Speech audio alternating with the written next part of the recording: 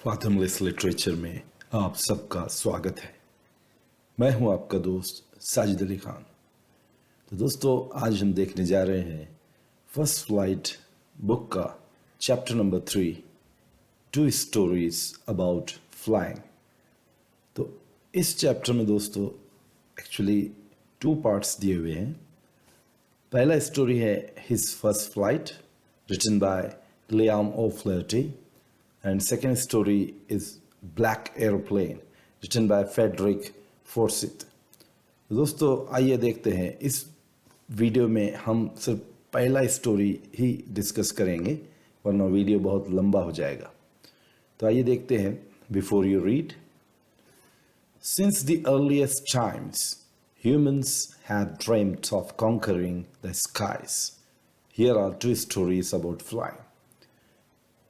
इब्तिदा के शुरुआत के दिनों से ही इंसान ने हमेशा ये ख्वाब देखा है, ये सपना देखा है कि वो आसमान में उड़ाने भरेगा।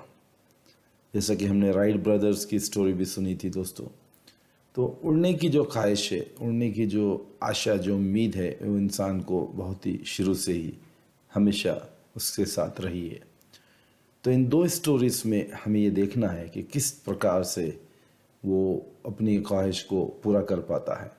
तो आइए देखते हैं first story, a young seagull is afraid to fly, how does he conquer his fear.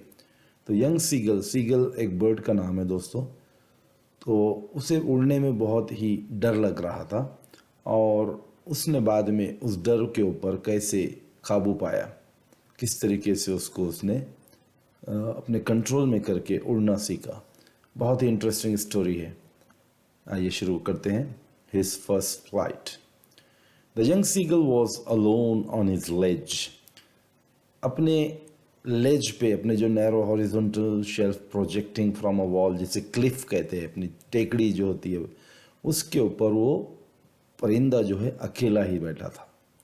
His 2 brothers and sister had already phloem away the day before. उसके 2 भाई और बहन एक दिन पहले ही उड़ के जा चुके थे। He had been afraid to fly with them। उसे उनके साथ उड़ने में बहुत डर लग रहा था। Somehow, when he had taken a little run forward to the brink of the ledge and attempted to flap his wings, he became afraid।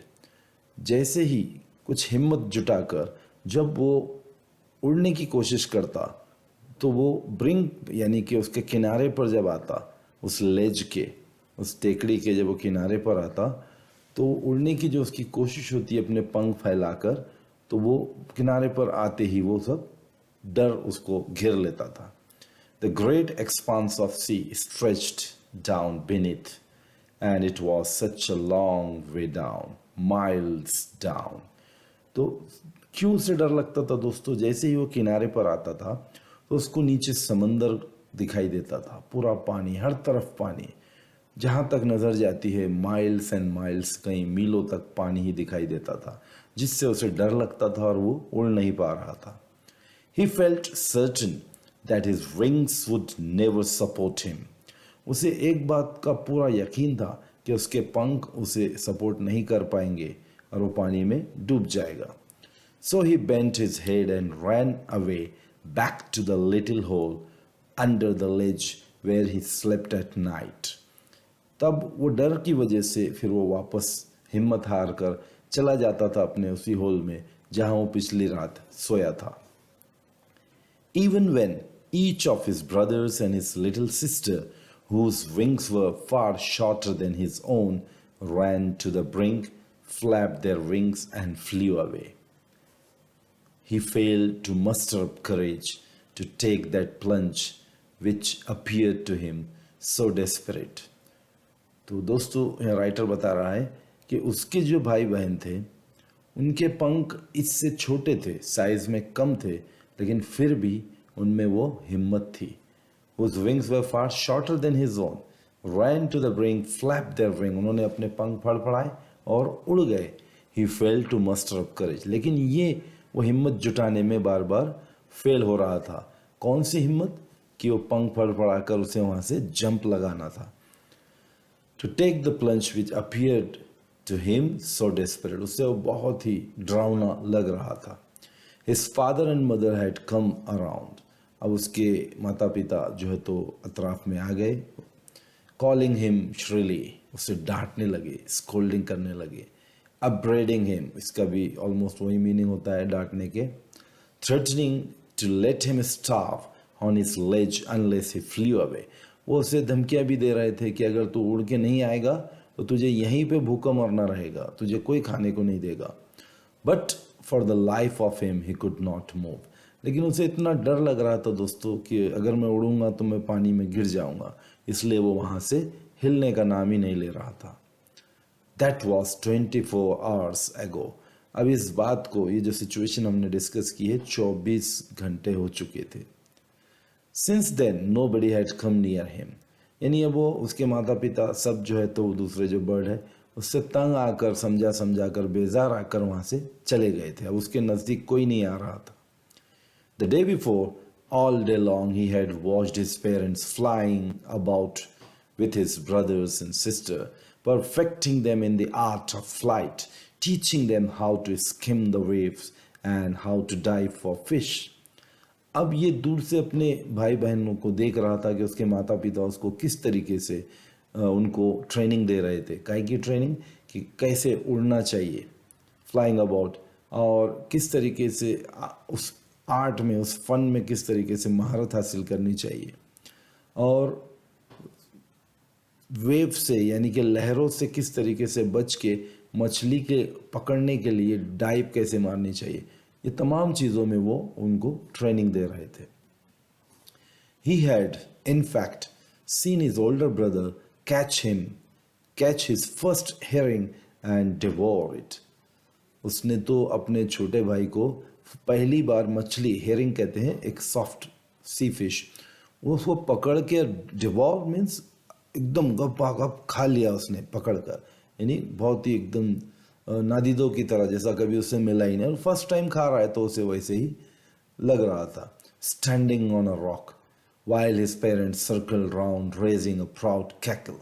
तो वो देख रहा था कि उसके पेरेंट्स उसके दूसरे भाई को बहुत ही ज़्यादा प्राउड फील कर रहे थे और उसकी हिम्मत बढ़ा रहे थे, क्योंकि वो उड़ना तो सीख चुका था, वो मछली पकड़ के खा भी रहा था, जबकि ये बर्ड जो है तो हिम्मत ही नहीं जुटा पा रहा था उड़ने की. And all the morning the whole family had walked about on the big plateau, midway down the opposite cliff, taunting him with his covered eyes. और वो पूरी सुबह उसके ब्रदर, सिस्टर और उसके जो पेरेंट्स थे, उसकी पूरी फैमिली उसके अतराफ ही उड़ रही थी, वहीं होवरिंग, वहीं मंडला रहे थे और उसको टाउंट कर रहे थे उसके covered eyes, यानी उसकी बुज़दिली की वजह से, उसके डर की वजह से. The sun was now ascending the sky. अब सूरज जो तो आसमान में ऊपर चढ़ रहा था. Blazing on his ledge that faced the south. और वो सूरज की रोशनी जब ऊपर से आ रही थी तो क्या हुआ, वो लेज, वो जो टेकड़ी थी, वो बहुत गर्म हो रहा था. He felt the heat because he had not eaten since the previous nightfall. अब उसे बहुत तेज गर्मी लग रही थी क्योंकि उसने कल रात से खाना नहीं खाया था. He stepped slowly out to the brink of the ledge, and standing on one leg with the other leg hidden under his wings, he closed one eye, then the other, and pretended to be falling asleep. अब इसने क्या किया दोस्तों? He stepped slowly out of the brink. अब वो कोने से थोड़ा थोड़ा पैर पीछे लेके जाने लगा और एक पैर पर वो खड़ा हो गया था. जैसे अक्सर हमने देखा है कि बर्ड जब सोते हैं तो कभी कभी वो एक पैर पर ऐसे आंख मूछ के सोते हैं और दूसरा पैर वो उनके पंख के अंदर डाल के रखते हैं. With the other leg hidden under his wing, he closed one eye then the other. तो वो सो रहा था, थक के चूर हो गया था, भूख भी लगी थी, नींद भी नहीं आ रही थी. Pretended to be falling asleep, इसलिए वो बनावटी दिखा रहा था, प्रिटेंड कर रहा था कि जैसे कि वो सो रहा है, एक्चुअली वो सो नहीं पा रहा था क्योंकि उसे बहुत भूख लगी थी. Still they took no notice of him, फिर भी उसके पेरेंट्स ने, उसके फैमिली ने कोई उसकी तरफ ध्यान नहीं दिया. He saw his two brothers and his sister lying on the plateau, dozing with their heads sunk into their necks. तो उसने अपने भाई बहनों को देखा कि वो दूसरे प्लेटो पर इसे डोजिंग मतलब नींद में ऊँग रहे थे, अपने सर जो है तो अपने पंख में डाले हुए। His father was preening the feathers on his white back. Preening कहते हैं दोस्तों making an effort to maintain feather. आप देखोगे कि बर्ड अक्सर जो है तो अपनी बॉडी शेक करके अपने मुंह से साफ अपने आप को साफ करते हैं, उसे प्रीनिंग कहते हैं। अपने सब कुछ जैसे अपन अपने बाल जमाते हैं वैसे वो लोग भी अपने पंख और वो चीज़ों को सही सेट करते हैं। Only his mother was looking at him. तो दूसरे सब बेजार आ चुके थे, लेकिन माँ की जो ममता होती है दोस्तों, जो मोहब्बत होती है, उसकी कोई इंतहा नहीं होती। तो माँ का पूरा ध्यान अभी भी इस पर था कि मेरा एक बच्चा जो है तो अभी भी उड़ नहीं पा रहा है।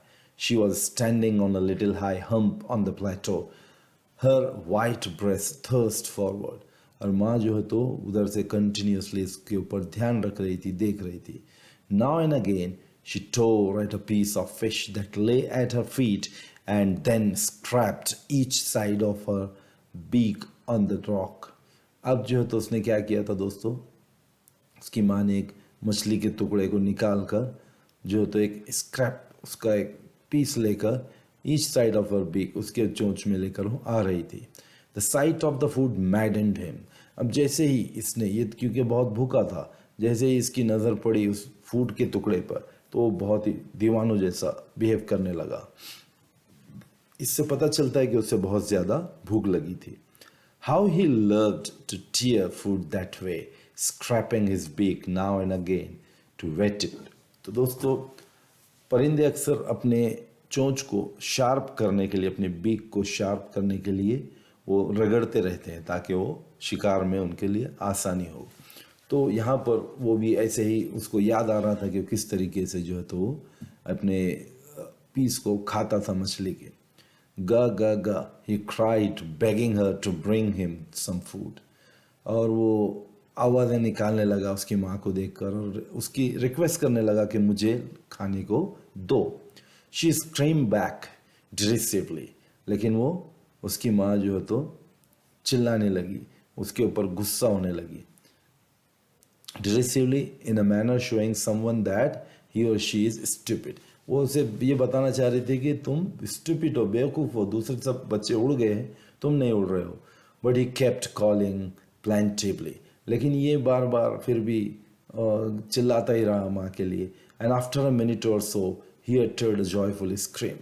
और 1-1.5 मिनट के बाद वो उसने एक अचानक से ज़ोर सी खुशी की आवाज़ में एक चीख मारी। His mother had picked up a piece of the fish and was flying across to him with it. जैसे उसने देखा उसकी माँ उस मछली के टुकड़े को लेकर उसकी तरफ उड़ते हुए आ रही है तो वो बहुत खुशी से चिल्लाया। He leaned out, वो झुकने लगा उस तरफ, eagerly tapping the rock with his feet, trying to get nearer to her as she flew across. और वो खुशी के मारे वो चिल्ला रहा था और फिर उसने देखा कि उसकी माँ करीब आ रही है लेकिन उसको दे नहीं रही, तो अपने पैर वहाँ पर पटकने लगा और फिर उसने देखा कि वो उस पार है, उसकी माँ अभी भी उसके नज़दीक नहीं आई है। But when she was just opposite to him, जैसे ही वो इसके बिल्कुल क्लोज आ गई थी, शी हॉल्टेड, वो रुक गई। हर विंग्स मोशनलेस, उसके पंख अब हिल नहीं रहे थे, फड़फड़ा नहीं रहे थे। The piece of fish in her beak almost within reach of his beak. उसके मुंह में, उसकी माँ के चोंच में जो मछली का टुकड़ा था वो इसके मुंह के बिल्कुल करीब आ चुका था। He waited a moment in surprise. अब एक क्षण के लिए, एक क्षण के लिए, एक लम्हे के लिए वो आश्चर्य में पड़ गया कि क्या हो रहा है, उसे समझ नहीं आ रहा था। Wondering why she did not come nearer and then maddened by hunger he dived at the fish. और वो बहुत गुस्सा हो रहा था, उसे गुस्सा बर्दाश्त नहीं हो रहा था कि वो चाहता था कि वो माँ उसके पास आ गई है, बस अब उसके मुंह में वो मछली का टुकड़ा डाल दे, लेकिन ऐसा नहीं हो रहा था। उसकी माँ एक्चुअल उसको सिर्फ वहाँ से मोटिवेट करने के लिए आ रही थी और वो उसे खाना खिलाना नहीं चाहती थी बल्कि उसका डर निकालना चाहती थी। तो मैडन बाय हंगर, और वो भूख से पागल हो चुका था। He dived at the fish. उसने डायरेक्ट फिश के ऊपर जंप लगा दी। With a loud scream he fell onward outwards and downwards into space. अब जैसे ही उसने जंप लगाई वो सीधा लेज से नीचे गिरने लगा और फिर वो चिल्लाने लगा. Then a monstrous terror seized him. और एक अचानक एक बहुत बड़े डर ने, एक monstrous terror ने उसको घेर लिया. And his heart stood still. उसका दिल अचानक से रुक गया. He could hear nothing. उसे कुछ सुनाई नहीं दे रहा था. But it only lasted a minute. लेकिन ये जो सिचुएशन थी सिर्फ एक मिनट के लिए थी या उससे भी कम. The next moment he felt his wings spread outwards. अब क्या है, मरता क्या नहीं करता, अचानक जब गिर पड़ा तो उसके पंख खुल गए. हैबत के मारे वो फड़फड़ाने लगे पंख.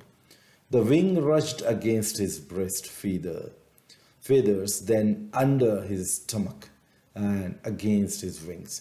अब वो अचानक क्या हुआ, जैसे ही वो हवा के जिद में आया तो उसके पंख खुल गए और वो उड़ना शुरू कर चुका था.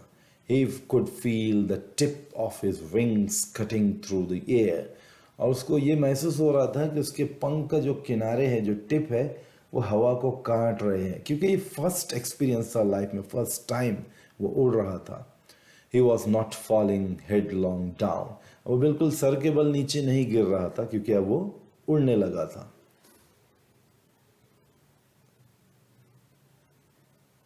He was not falling headlong now. He was soaring gradually downwards and outwards.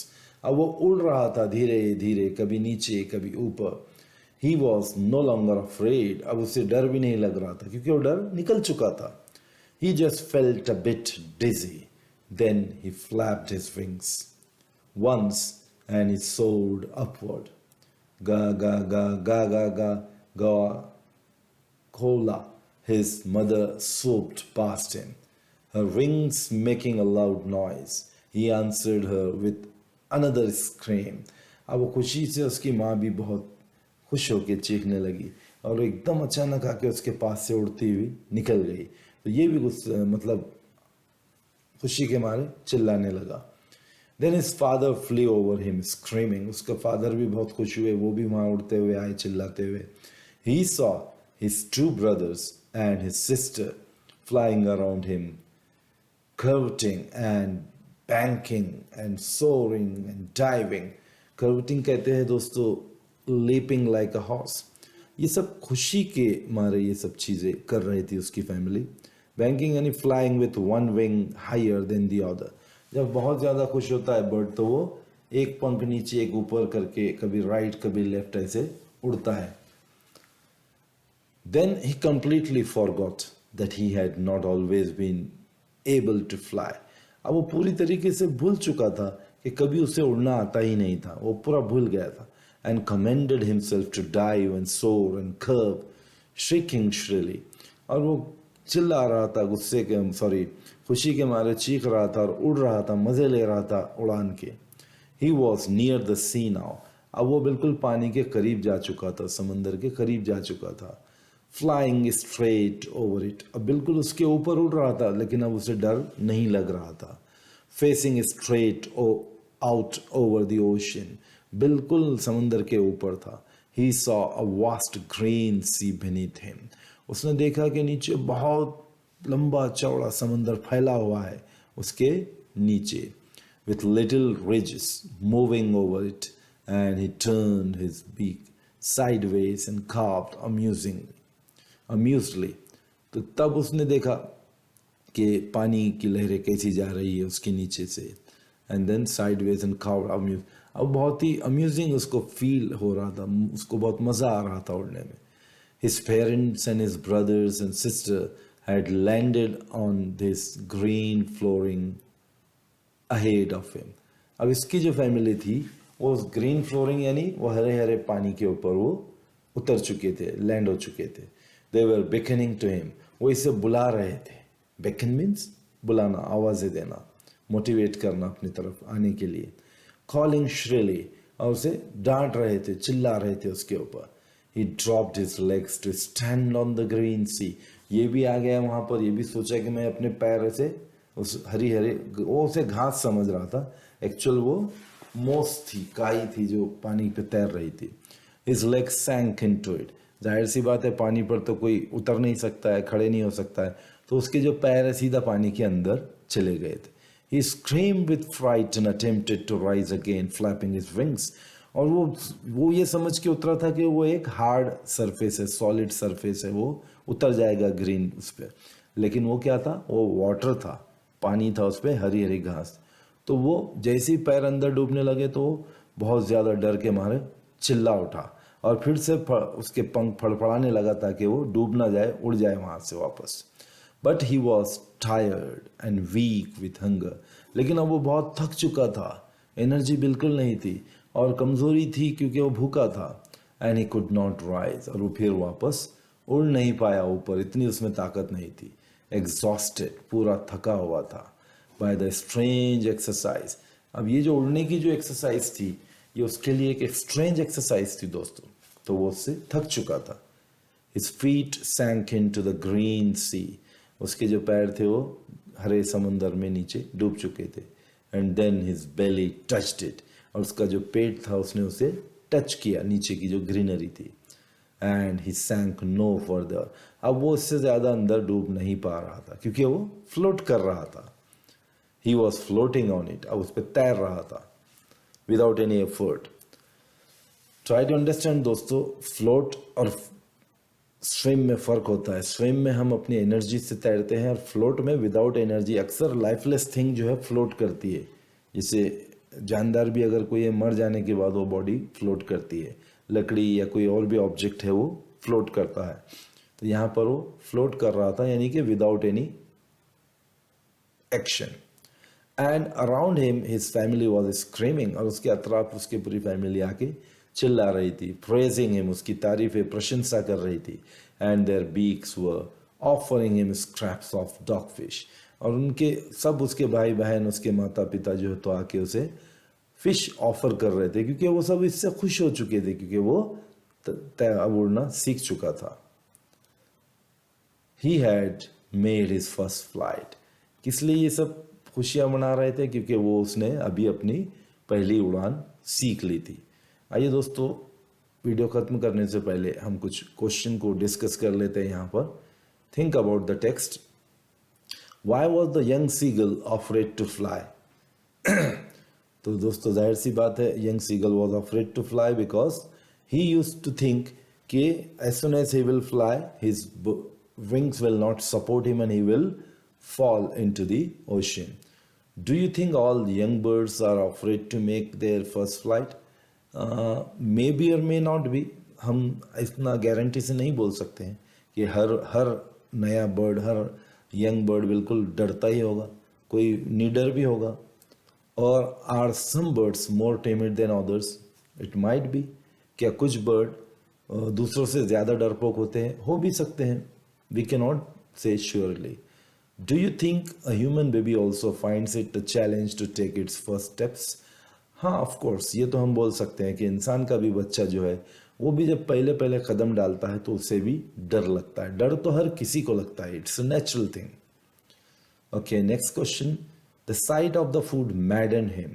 What does this suggest? What compelled the young seagull to finally fly? तो दोस्तों, इससे क्वेश्चन हमको ये पूछा जा रहा है कि the sight of the food madden him. जैसे ही वो नज़ारा फूड का उसने देखा, वो एकदम पागल की तरह बिहेव करने लगा. तो इससे हमें क्या पता चलता है? What does this suggest? इससे ही हमें ये पता चलता है, this suggest that he was very much hungry. Because of the hunger he was feeling maddened by watching the food. Okay, next part क्या पूछ रहा है? What compelled the young seagull to finally fly? Of course his satisfaction of his hunger compelled him, because अगर उसको भूख नहीं लगती तो वो खाने को देखकर उसकी तरफ रिस्पॉन्ड नहीं करता जो उसकी मदर ने लाया था उसके लिए. और ऑफ कोर्स यहाँ उसी चीज़ ने उसे कंपेल करना यानी मजबूर करना. तो किस चीज़ ने उसे मजबूर किया था सीगल को उड़ने के लिए? उसकी भूख ने. और जैसे ही वो मछली को देखा हो, उसने डाइव मार दी थी. Okay, next question is they were beckoning to him, calling shrilly. Beckoning means बुलाना, अपनी तरफ आवाज़ें देना, मोटिवेट करना. तो वो उसे डांट डपट कर अपनी तरफ बुला रहे थे. Why did the seagull's father and mother threaten him and cajole him to fly. तो अब दूसरा सवाल हमें पूछ रहा है, तो पहले हम इसका फर्स्ट का डिस्कस करते हैं. They were beckoning him and calling him shrilly. वो उसके ऊपर डांट डपट कर रहे थे, उसको चिल्ला रहे थे, गुस्से से बुला रहे थे. फिर एक क्वेश्चन हमें पूछ रहा है कि why did the seagulls father and mother threaten him. उसके माँ बाप, उसके माता पिता ने उसे धमकियाँ क्यों दी. And cajole him to fly. Cajole कहते हैं किसी के पीछे पड़ जाना, कोई काम को करवाने के लिए. To persuade someone, to persuade someone, to convince someone for doing something, to make ready someone for doing something. तो उसे कैजोल कहते हैं. तो उसके माता पिता उसके पीछे क्यों पड़ गए थे कि वो उड़ना ही चाहिए. तो जाहिर सी बात है माता पिता को बुरा लग रहा था कि उनके सब बच्चों ने उड़ना सीख लिया था, सिर्फ एक यही बच्चा था जो एक हैंडीकैप की तरह वहाँ पड़ा हुआ था. तो जाहिर सी बात है हर माता पिता चाहते कि उनका बच्चा कामयाब बने, कोई भी पीछे ना रहे किसी भी फील्ड में. Okay, next question is, have you ever had a similar experience where your parents encouraged you to do something that you were too scared to try? Discuss this in the pairs of or groups. तो ये question हमें पूछ रहा है कि आपने कभी ऐसा एक्सपीरियंस किया है कि कोई चीज़ आपके पेरेंट्स आपसे करवाना चाह रहे हैं और आपको बहुत डर लग रहा है वो करने में. तो ये तो इसका आंसर आप इंडिविजुअली ही लिखना होगा आपको, हर एक के एक्सपीरियंस अलग हो गए. जाहिर सी बात है अगर आप ऐसी कोई बात आपने एक्सपीरियंस की है जो आपके पेरेंट्स चाहते थे कि आप करें और आप डर के मारे नहीं कर पाए, तो you can mention in this answer. Okay, and the last question is, in the case of a bird flying, it seems a natural act and a foregone conclusion that it should succeed. Bird flying के case में हमें ऐसा लगता है कि ये एक natural चीज़ है, ये लोग सीख लेते हैं और ये उड़ना ही चाहिए, इनको कामयाबी मिलनी ही चाहिए उड़ने में. In the examples you have given in the answer to the previous question, was your success guaranteed? अब बोल रहे हैं कि इससे पहले के जो आंसर में आपने दिया है, तो उड़ना क्या ये गारंटीड था कि 100% ऐसा वो गारंटी थी कि वो उड़ेगा ही, और was it important for you to try, यानी ये गारंटी थी कि वो कोई भी उड़ ही लेगा, या उसकी ट्राई, उसकी हिम्मत, उसकी जो जुस्तजू थी, उसका जो क्या कहते हैं उसे, जो इंतुशियाज़म था उड़ने का, क्या वो ज़रूरी था regardless of a possibility of failure. यानी क्वेश्चन ये पूछ रहा है कि क्या ये पॉसिबिलिटी या उसका कोई लक था इसमें, या उसके एफर्ट ने उसे सबसे ज़्यादा साथ दिया. तो जाहिर सी बात है there was no guarantee that he will fly. उसके एफर्ट प्लस उसके पेरेंट्स का मोटिवेशन, ये both the things you have to mention in this answer. So with this we came to the end of part 1, the first story of flight. Part 2 we shall continue in our next video. Till then, take care, revise this properly. If you like my channel and my videos, do subscribe. Since it is a new channel, so it matters a lot for me, your liking and your subscription. ये नया channel है, आपका subscription और आपके likes, आपके sharing मुझे बहुत मायने रखते हैं, मुझे उससे बहुत मोटिवेशन मिलता है. तो दोस्तों ज़रूर लाइक, सब्सक्राइब और शेयर कीजिए, और मैं कोशिश करूँगा बाय द मिड और by the end of Feb मैं आपका पूरा सिलेबस कंप्लीट कर दूँ. I am promising this and I will try my best, day and night I will work for that. Just आपके सपोर्ट की ज़रूरत है. और मैं दोनों आपकी जो बुक्स है 10th का पूरा टोटल सिलेबस मैं इस पर डालने वाला हूँ, with question answers, discussion, everything. And if you need something more, आप मुझे कमेंट करके बताइए. और एज फार एज ग्रामर के जितना भी टॉपिक कंसर्न है वो मेरे English learning really made easy पे मैं डाल रहा हूँ. वहाँ से आप ग्रामर देखिए और fathomless लिटरेचर, यहाँ से आप लिटरेचर देखिए. And I hope कि आपका whole syllabus will be covered. So thank you so much for listening to me attentively. Take care. God bless you all. Bye-bye.